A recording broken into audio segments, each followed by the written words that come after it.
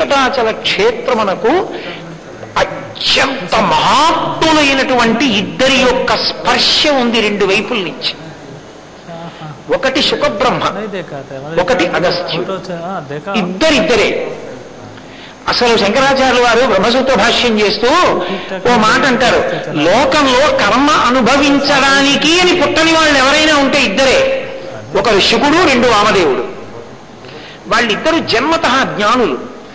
జన్మతః జ్ఞాని ఎలా ఉంటాడండి? పుట్టి కర్మ అనుభవించి సుఖములను అనుభవించి భోగముల యందు వైరాగ్యమును పొంది జ్ఞానము కలిగి జ్ఞాని కావాలి కానీ పుడుతూనే జ్ఞానం అవుతాడు అంటే శంకరాచార్యులు వారు అన్నారు, కర్మ అనుభవించడానికి పుట్టేటటువంటి జీవులకు కొన్ని కోట్ల కోట్ల కోట్ల కోట్ల శరీరములు ఇచ్చినటువంటి పరమాత్మ విసుగెత్తి ఒకరికి పుడుతూనే జ్ఞానికి శరీరం ఇస్తే లోకం ఎలా ఉంటుందో చూద్దాం, వాడు చేసే బోధకి తరిస్తుందని శరీరం ఇస్తే ఇద్దరు వచ్చారు, ఒకడు వామదేవుడు, ఒకడు శుకుడు.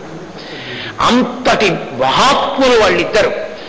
అందులో అగస్త్య మహర్షి సామాన్యుడు కాడు. అగస్త్య మహర్షికి శ్రీ మహావిష్ణువు యొక్క అవతారములు ఎప్పుడెప్పుడు స్వీకరించినా అవతార ప్రయోజనమునందు విశేషమైన పాత్ర ఆయనే పోషిస్తాడు. నేను ఇప్పుడు దాని గురించి అలా అంతా చెప్పలేను కానీ మీకు ఒక్క విషయం మనవి చేస్తే మీరు పట్టుకుంటారు. ఆయన రామావతారం తీసుకున్నాడు. రామావతారానికి ప్రయోజనం ఏమిటి? రావణ సంహారం. రావణ సంహారం ఎలా జరుగుతుంది? రాముడు తనంత తాను రావణుడి జోలికి వెళ్ళాడు. సీతాపహరణం జరగాలి. సీతాపహరణం జరగడానికి అనువైన ప్రదేశాన్ని రాముడికి ఉండడానికి అనువైన ప్రదేశంగా చెప్పాలి. చెప్పినవాడెవరు? అప్పటి వరకు శరభంగాదులు ఎందరో వచ్చారు. ఎక్కడ సీతాపహరణం జరుగుతుందో ఆ ప్రదేశంలో ఉండమని చెప్పినవాడు అగస్త్య మహర్షి. మళ్ళీ సీతాపహరణం జరిగిన తర్వాత రామరావణ యుద్ధం జరుగుతున్నప్పుడు రావణాసురుడు ఎంతకీ మరణించకపోతే రావణాసురుడు మరణించడానికి కావలసినంత ఉపాసనా బలాన్ని రామచంద్రమూర్తికి కట్టబెట్టడానికి పిలవకుండా వచ్చి ఆదిత్యహోమం ఇచ్చిన వాడెవరు? అగస్త్య మహర్షి. అందుకే తతో యుద్ధ వైశ్రాంతం సమరే చింతయా స్థితం రావణం చగ్రతో దృష్ట్వా యుద్ధాయ సముపస్థితం. గబగబా వచ్చి రామ రామ మహాబాహో శృణుగృహ్యం సనాతనం. రామ రామ అని రెండు మాటలు పిలుస్తాడు. ఆర్తి. అరే నా శిష్యుడు చంపేయాలి రావణుని, ఒరే రామ రామ ఇలా విను. ఏమిటి గురువు గారు? ఆదిత్య హృదయం చెప్తున్నాను. ఆదిత్య హృదయం పుణ్యం సర్వశత్రు వినాశనం. దీన్ని పఠించరా సర్వశత్రువులు నశించిపోతారో. త్రిరాచమ్య శచిర్భూత్వాధనురాదాయ వీర్యవాన్ చెప్పాడు అగస్త్యుడు. బానే ఉంది ఆదిత్య హృదయం. శిష్యుడు ఆదిత్య హృదయం పారాయణం చేసి రావణాసురుణ్ణి చంపాడో లేదో చూసే వరకు ఉండాలా వద్దా? ఉండలేదు. జగామచ యథాగతం వెళ్ళిపోయాడు. అదేంటి? నేను ఆదిత్య హృదయం ఇచ్చిన తర్వాత ఇంకా రావణాసురుడు బతికుంటాడంటే చూడాలండి. నేను ఇచ్చానంటే రావణుడు చచ్చిపోయినట్టే. మిగిలిన వాళ్ళు చూస్తారు, నేను చూడక్కర్లా. చచ్చిపోయినట్టే రావణుడు వెళ్ళిపోయాడు అగస్త్యుడు. తన విద్య మీద తనకంత నమ్మకం ఉండాలి చెప్పేవాడికి. నోటితో నమ్మి చెప్పడం కాదు, ఇక్కడ నమ్మి మాట్లాడు. అది గొప్ప. అది హృదయాల్ని కదుపుతుంది. ఇక్కడ నమ్మకం లేకుండా ఇక్కడ నుంచి మాట్లాడని స్వర్ణ కంకణాలు తెస్తాయేమో, తాంబూలాలు తెస్తాయేమో, 10 మందిని మార్చడానికి పనికిరావు.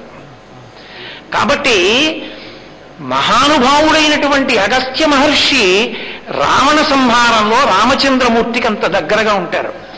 ఎక్కడెక్కడ ఏ అవతారం తీసుకున్నా అవతార ప్రయోజనాన్ని సిద్ధింప చేయడంలో దేవతలకి నిరంతరం సహకరించేటటువంటి వాడు అగస్త్యుడు.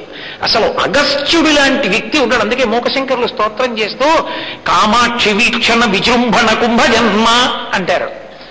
కామాక్షి వీక్షణం ఎలా పెరుగుతుందో పొట్టివాడిగా ఉన్న అగస్త్యుడు అలా పెరుగుతాడు వింధ్య పర్వతాన్ని ఉంచేయడానికి. అంతటి మహానుభావుడు అగస్త్యుడు. అటువంటి అగస్త్య మహర్షి యొక్క స్పర్శ ఉంది క్షేత్రానికి. పక్కనే ఉన్నారు ఆయన.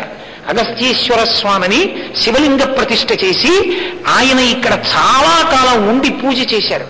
ఒక మహాపురుషుడి యొక్క వైభవం ఎంత గొప్పదో చూడాలంటే ఆయన తపో భూమిని చూడాలి. ఋష్యశృంగ మహర్షి ఎప్పుడో త్రేతాయుగంలో తపస్సు చేశాడు. కలియుగంలో శంకర భగవత్పాదులు వెళ్ళిపోతున్నారు అరణ్య మార్గంలో. వెళ్ళిపోతుంటే ఆ తుంగా నది ఒడ్డున ఎండకి శోషించిపోతున్న ఒక కప్పకి నాగుపాము పడగలు పట్టి నీడనిచ్చి. మనమైతే ఎంత విచిత్రం అంటే ఫోటో తీసి పేపర్లో వేస్తాం. శంకరాచార్యుల వారు అంతర్ముఖులై ఆలోచించారు. పరస్పర విరుద్ధమైన భావనలున్న ఆగర్భ శత్రుత్వం ఉన్నటువంటి కప్ప పాము కప్పకి పడగ పట్టి నీడ ఎందుకు ఇచ్చింది అని ఆలోచించారు. ఓ ఋష్యశృంగుడు తపస్సు చేశాడు ఇక్కడ. ఆ కారణం చేత ఇప్పటికీ ఈ తపశక్తి ఉంది. అందుకే ప్రాణుల మధ్య వైరం లేదు. ఇక్కడ పెడతాను పీఠం, సరస్వతీదేవిని ఇక్కడ నిలబెడతానని శృంగగిరి పీఠాన్ని అక్కడ పెట్టారు శంకరాచార్యుల వారు. అంటే ఒక తపశక్తి, ఒక మహానుభావుడు ఉన్నటువంటి ప్రదేశం ఆయన తొక్కాడు అనుకోండి ఆ ప్రదేశాన్ని, ఆ ప్రదేశానికి అంత శక్తి వస్తుంది. ఆయన అక్కడ ఉన్నాడనుకోండి కొంతకాలం అంత శక్తి వస్తుంది దానికి. అందుకే భాగవతంలో దశమస్కందంలో యశోదకి కొడుకు దక్కాడు కృష్ణ భగవానుడు. దక్కితే ఆవిడ ఒక పద్యం చెప్పింది, అది పోతన గారు లోకానికి అందించారు సందేశంగా. గత జన్మంబులనేమి చేసితిమో, యాగశ్రేణులేమేమి చేసితిమో, ఎవ్వరికేమి పెట్టితిమో, ఏ సిద్ధాశ్రమమునం త్రొక్కితిమో, ఇప్పుడు చూడగంటిమిచటం కృష్ణార్భకుం నిర్భయున్నట్టుంది. జీవితంలో ప్రయత్నపూర్వకంగా పరమేశ్వరుడి గురించి విశేషమైన తపస్సు చేసిన మహాపురుషులు తొక్కిన భూమిని మన కాలుతో తొక్కాలి. కామకోటి పీఠాధిపత్యం వహించిన చంద్రశేఖరేంద్ర సరస్వతి మహాస్వామి వారు కూర్చున్నటువంటి కామకోటి మఠాన్ని ఎంతో